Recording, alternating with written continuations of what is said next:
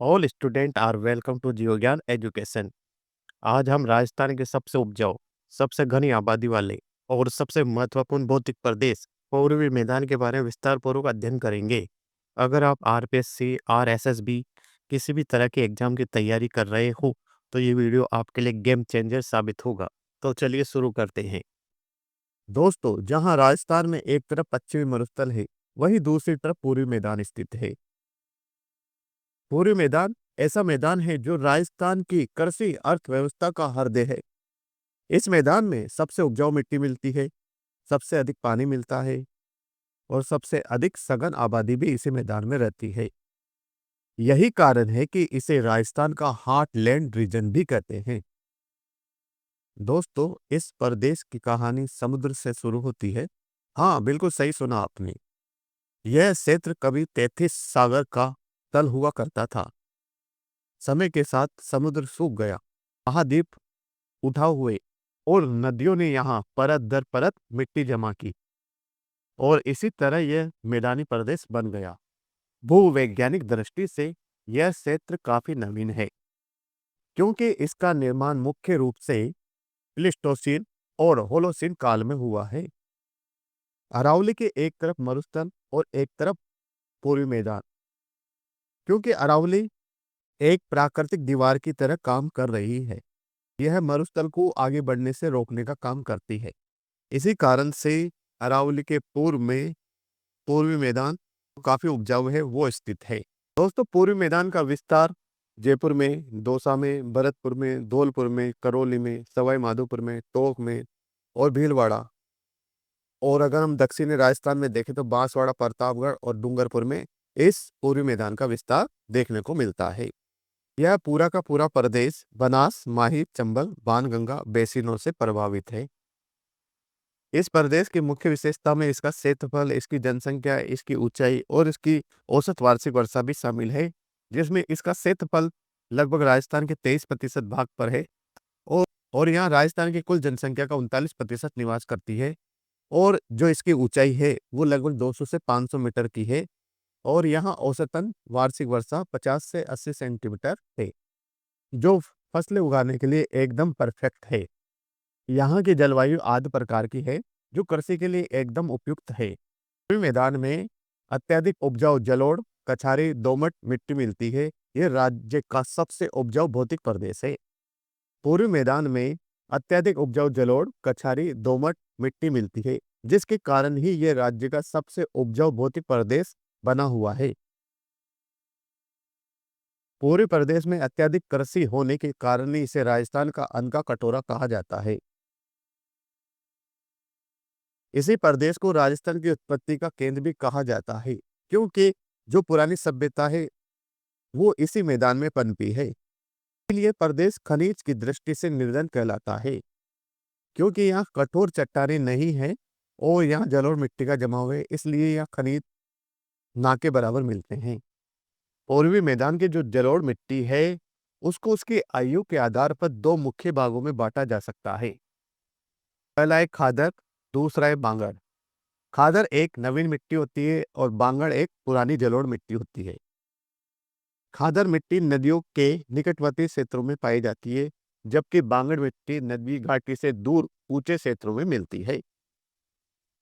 खादर में प्रति वर्ष नदियों द्वारा मिट्टी का जमाव किया जाता है, जबकि बांगड़ में जो मिट्टी का जमाव था वो प्लीस्टोसिन काल में नदियों द्वारा किया गया था। खादर मिट्टी अत्यधिक उपजाऊ होती है, जबकि बांगड़ मिट्टी कम उपजाऊ होती है। खादर मिट्टी में सिंचाई की आवश्यकता बहुत ही कम पड़ती है, जबकि बांगड़ मिट्टी में कृषि के लिए सिंचाई व उर्वरक की आवश्यकता पड़ती है। खादर मिट्टी वाले क्षेत्र में कोई अनुपजाऊ क्षेत्र नहीं मिलता, जबकि बांगड़ मिट्टी वाले क्षेत्र में अनुपजाऊ क्षेत्र भी मिलते हैं, जैसे रेह है, ऊसर बूढ़ है।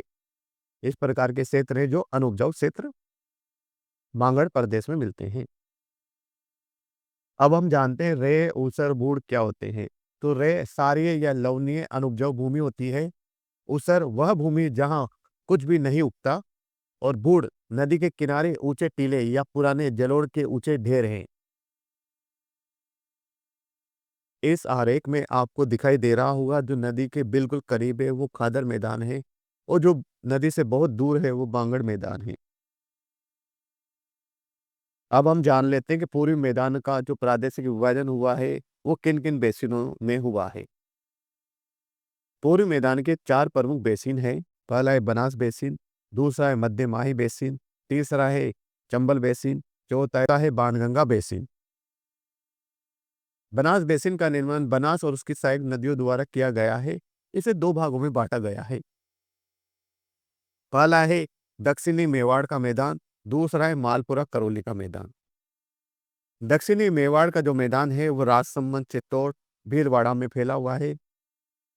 यह पूर्वी मैदान का सबसे ऊंचा भाग है। दक्षिणी मेवाड़ मैदान, जो देवगढ़ के समीप सबसे ऊंचा है 580 मीटर। मालपुरा करौली का मैदान, जो अजमेर में केकड़ी, टोंक, दौसा, जयपुर, सवाई माधोपुर, करौली जिलों में फैला हुआ है। मालपुरा करौली का मैदान एक समतल समप्राय मैदान है जिसे पैनी प्लेन भी कहते हैं। बनास मैदान से संबंधित कुछ महत्वपूर्ण शब्दावलियां हैं, उनके बारे में भी हम चर्चा कर लेते हैं। मेवाड़ मैदान, यह अरावली और हाड़ौती पठार को अलग करता है। जो मेवाड़ मैदान है वो अरावली और हाड़ौती पठार को अलग करने का कार्य करता है। खेराड़ या माल खेराड़, ये जाजपुर यानी भीलवाड़ा से टोक के मध्य बनास द्वारा निर्मित एक मैदान है। तरते पेनी प्लेन, भूगोलवेत्ता हेरोन मोदे ने मालपुरा करौली मैदान को तरते पेनी प्लेन की संज्ञा दी है।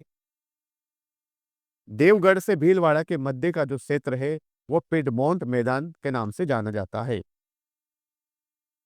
अब हम माही बेसिन के बारे में जान लेते हैं, जिसे सेंट्रल माही बेसिन कहते हैं। माही नदी द्वारा बांसवाड़ा, प्रतापगढ़, डूंगरपुर में निर्मित यह मैदान है। इसे माटी प्रदेश या पुष्प प्रदेश भी कहा जाता है। माही बेसिन से जुड़ी हुई कुछ मुख्य शब्दावलियां हैं, वो देखते हैं। कांटल प्रदेश प्रतापगढ़ का वह उपजाऊ क्षेत्र है जो माही नदी के तटवर्ती कांटे पर स्थित है। छप्पन का मैदान, बांसवाड़ा और प्रतापगढ़ के मध्य स्थित 56 गांव या 56 नदी नालों का वह समूह है जिसे छप्पन के मैदान के नाम से जाना जाता है। वागड़ प्रदेश, बांसवाड़ा तथा डूंगरपुर के मध्य वह क्षेत्र जहां वागड़ी बोली बोली जाती है उसे वागड़ प्रदेश के नाम से जाना जाता है। अब हम जान लेते हैं मध्य माही बेसिन। मध्य माही बेसिन में माही नदी इस क्षेत्र की जीवन रेखा है। माही नदी अपनी विशिष्ट स्थलाकृति और प्रवाह पथ के कारण जानी जाती है।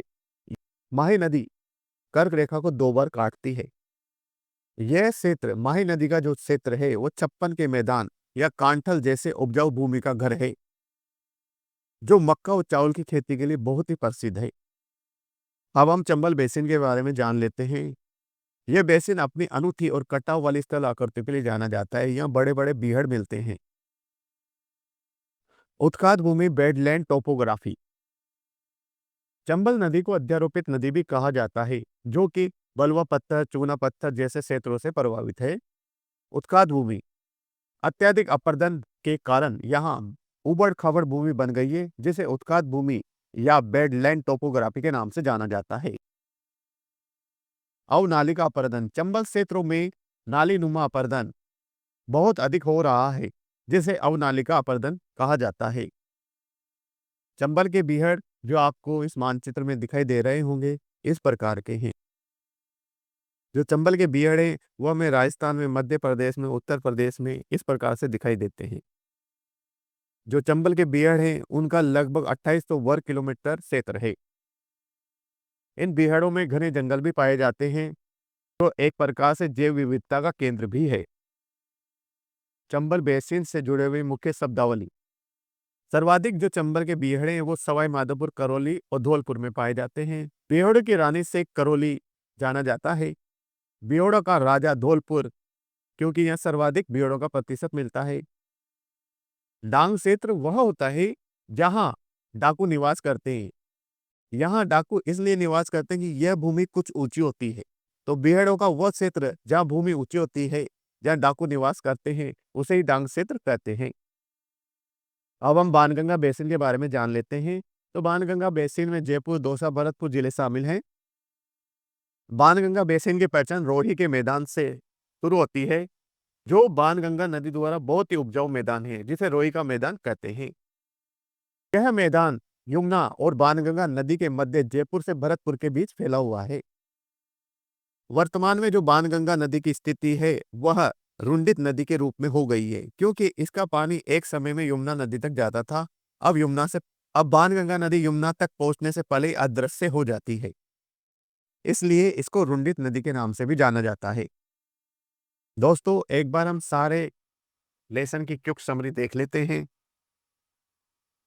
तो पूरे मैदान सबसे उपजाऊ मैदान है, सबसे अधिक पानी यहाँ पाया जाता है, सबसे अधिक आबादी भी यहीं पाई जाती है, सबसे अधिक कृषि भी यहीं होती है, सबसे पुरानी बसावट भी इसी मैदान में स्थित है और सबसे विकसित अर्थव्यवस्था भी इसी मैदान में है। यही कारण है कि यह राजस्थान का हृदय, अन्न का कटोरा और विकास का केंद्र के नाम से जाना जाता है। अगर आपको ये वीडियो पसंद आया है तो इसे लाइक करें, शेयर करें और सब्सक्राइब करना ना भूलें। मिलते हैं अगले वीडियो में नए टॉपिक के साथ। धन्यवाद।